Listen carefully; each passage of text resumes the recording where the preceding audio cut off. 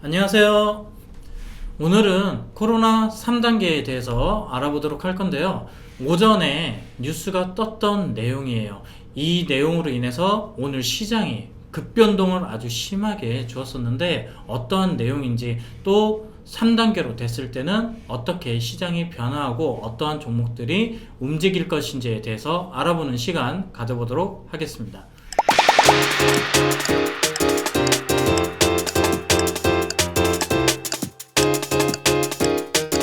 뉴스를 먼저 보시게 되면 여기 보시면 3단계는 최후의 보루, 신중 검토가 필요하다는 입장을 보여주고 있고요. 하단으로 내려보게 되면 사회적 거리두기 3단계는 우리가 선택할 수 있는 최후의 보루라며 그 효과에 대한 확신과 사회적 공감대가 있어야 하기 때문에 신중한 검토가 필요하다고 강조를 했습니다. 이 뉴스에 따라서 코로나가 재확산이 어떻게 될 것인지에 대한 우려, 그리고 코로나 백신에 대한 기대감이 공존하면서 시장에서 각각의 종목별로 변동성이 아주 크게 나왔었는데 왜 이랬었는지, 그리고 앞으로 우리는 어떤 종목을 봐야 될지 살펴보도록 하겠습니다. 자, 제가 이것을 이제 보건복지부 통해서 올라온 자료를 기준으로 해서 살펴봤는데 우리가 봐야 될 것은 여기에요. 3단계로 된다고 하면 전국적 대유행, 여기죠. 그리고 하단에 보시게 되면 자, 아래쪽에 기준으로 보면 전국 주평균 확진자 800에서 1000명, 지금 우리가 딱 저 정도 수준이잖아요. 이거나 2.5단계 상황에서 더블링이나 급격한 환자 증가라고 합니다. 그리고 원칙적으로 집에 머무르며 다른 사람과 접촉을 최소화한다. 준수사항이에요. 그 다음으로는 어떤 공고사항들이 있는지 보도록 할게요. 중증관리시설과 일반 관리시설, 그리고 시설, 이런 부분, 시설적인 부분을 보여주고 있는데 3단계 가니까 필수 시설 외 집합 금지라고 되어 있습니다. 이외의 시설도 운영 제한이 된다고 이렇게 그려주고 있고요. 자, 하단에 보시게 되면 실내외 구분 없이 운영 중단, 그리고 휴원 공고, 긴급 돌봄 등 유지.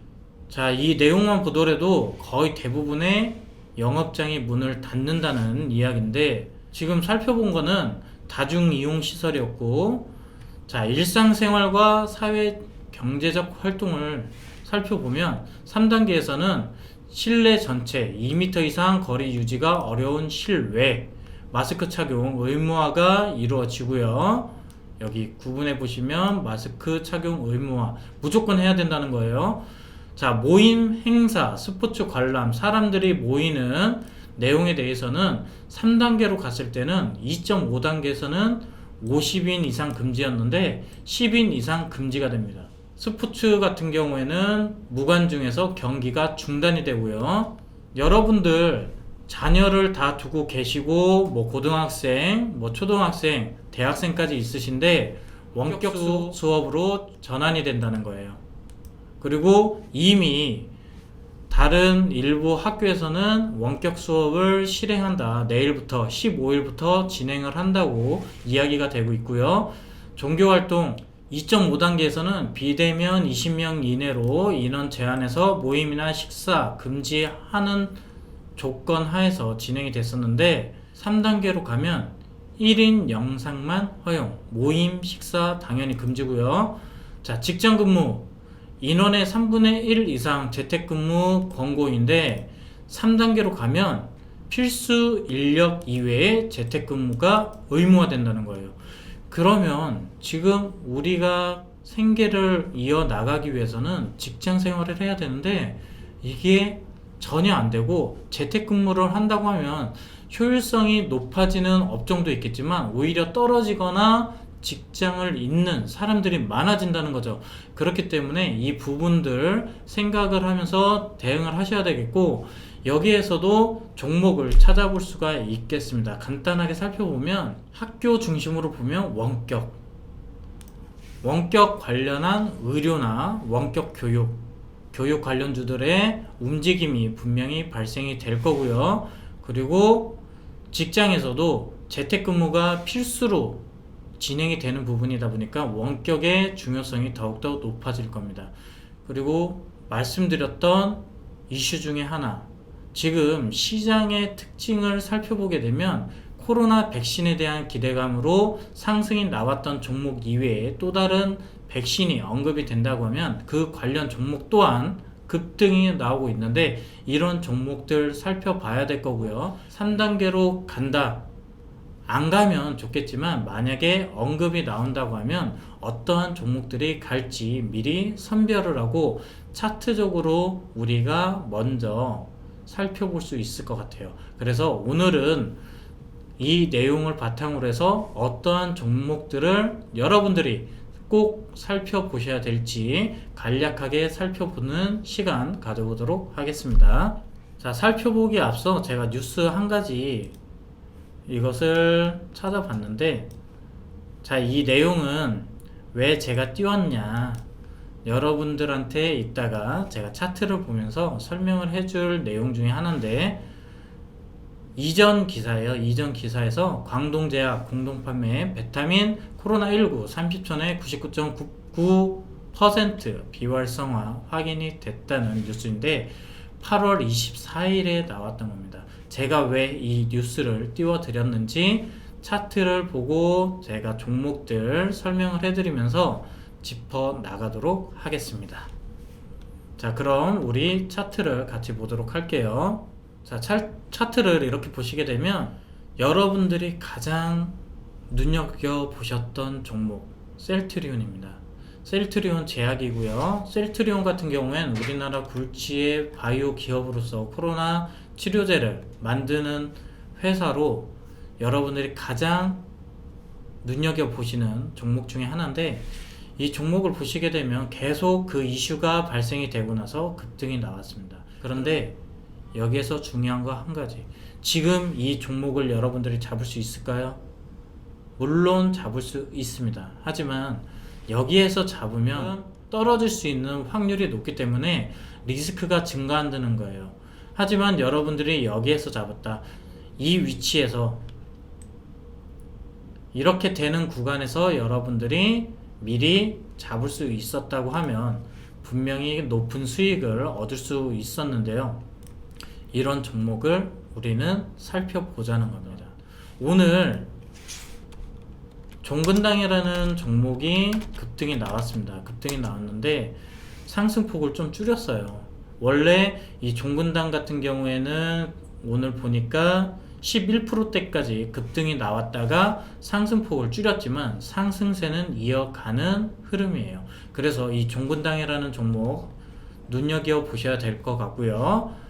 종근당하고 같이 움직이는 종목이 종근당 바이오입니다.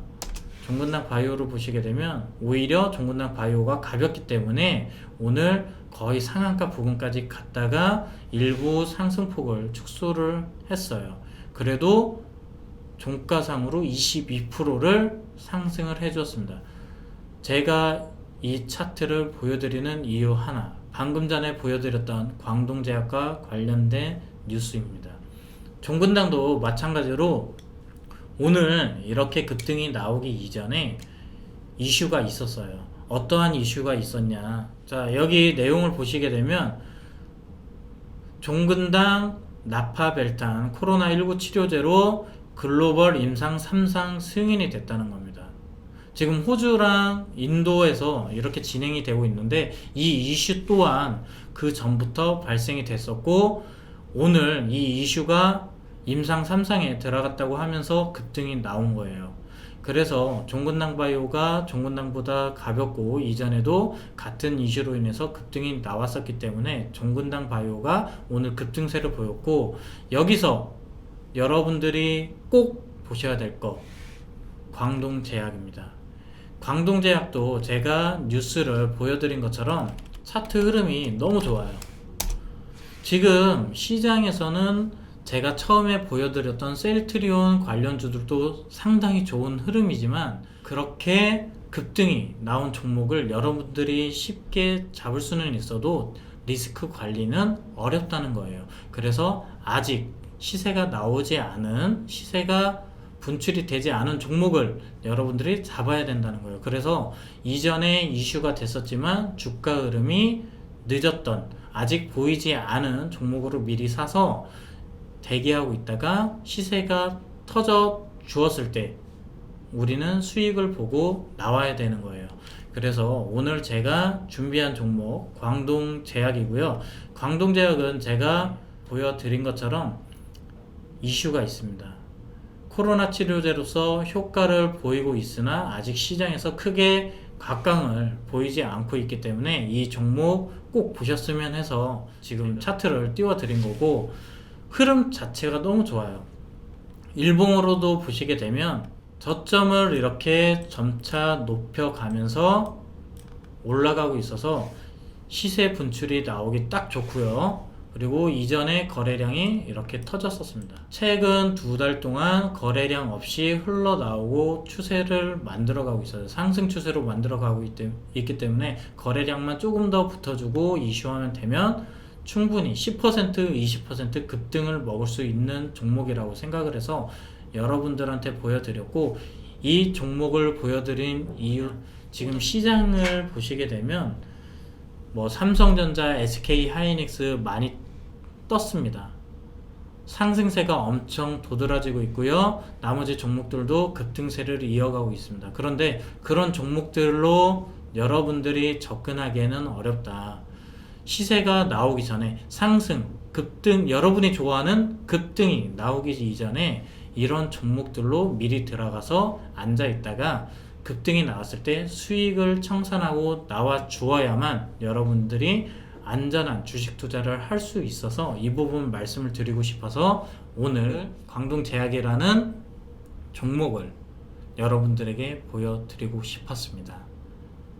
지금 코로나가 확산이 되면서 치료제의 기대감도 있지만 계속 확산에 대한 우려도 같이 존재를 합니다. 그래서 여러분들이 대응하실 수 있는 방법은 뭐냐면 치료제 기대감이 있는 종목을 일단 들어가서 대기하고 있고요. 그러다가 급등이 나오면 수익 청산을 하고 나오고, 여기에서 낮은 구간에서 매수를 했기 때문에 떨어진다고 하더라도 손실폭이 적습니다. 이 얘기는 뭐냐면 리스크 관리가 된다는 거예요. 그래서 이런 종목으로 대응을 하셨으면 좋겠고, 치료제에 뭐가 나왔다고 해서 추매하는 성향을 버리자, 이 부분 말씀을 드리고 싶고, 그리고 추가로 여러분들이 코로나 치료제가 잘 보급이 돼서 이어진다고 하면 뭐 반도체나 이전에 말씀드렸던 조선, 2차전지 관련주로 조금씩 모아 나가신다고 하면 시장이 급변하고 있지만 그 안에서도 여러분들이 수익을 만들어 갈 수 있다는 점, 오늘 이 부분을 같이 짚어보고 싶었습니다.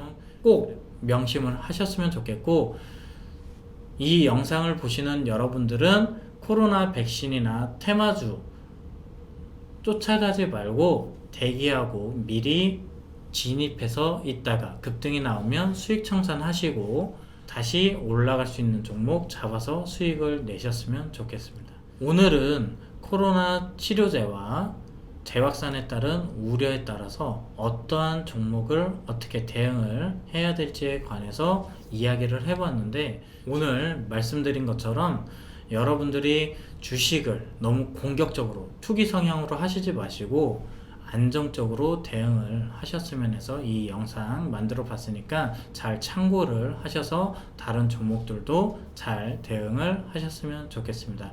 오늘도 성공 투자 하시길 바랍니다. 지금까지 우리증권방송의 윗동네 호랑이였습니다. 감사합니다.